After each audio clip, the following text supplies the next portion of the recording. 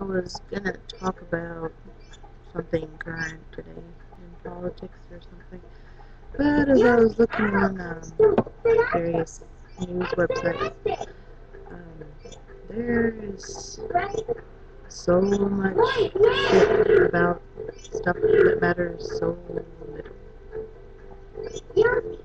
Yeah. I mean, the only thing big right now, for the U.S. anyway, is Hurricane Irene and Libya. And if I was a real skeptic, I'd say that, you know, Hurricane Irene was just some kind of, you know, hyped up. It's a Category 1 storm. I'm saying it's, hyped up to take focus off Libya for a whole minute. Anyway, I didn't find anything on that page, so I went over to some tab that CNN has, like legal news. It's all about dead and messed up kids. Oh, that's good kids. Babies right there. That was pretty depressing. That's the kind of stuff that needs to really be making the news. People should be a little more paranoid about their babies. Like there's these people all across the street that let the little girl play outside by herself. She must be. She can't be any older than 6. The youngest, I would say she was 4, but she couldn't be any younger than 6. Anyway, at those ages, you really need supervision with those children. I don't even be comfortable with the child playing by himself outside in the front yard or in the street unless it was about 7 or 8. No, 8 or 9. No, that's still too young. Maybe 11. Like 11 or something. It just scares me to death watching these little kids.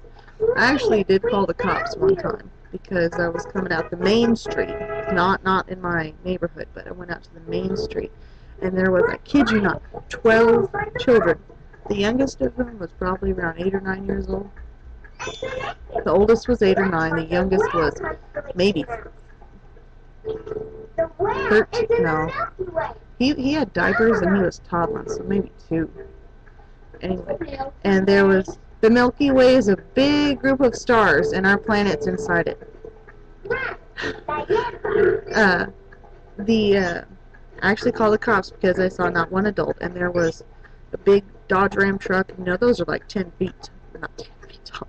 Those are like 7 feet tall, and there was like 3 or 4 kids sitting on top of it, babies, like 5 or 6 years old, and they were just sitting on top of this truck, like above the cab, anyway.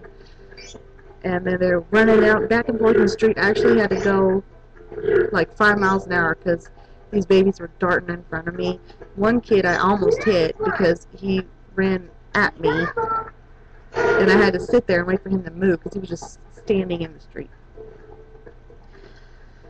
That was really scary, and I did call the cops about that because that was pretty awful. Yeah, watch your kids, y'all. People want to snatch these babies because we have cute babies.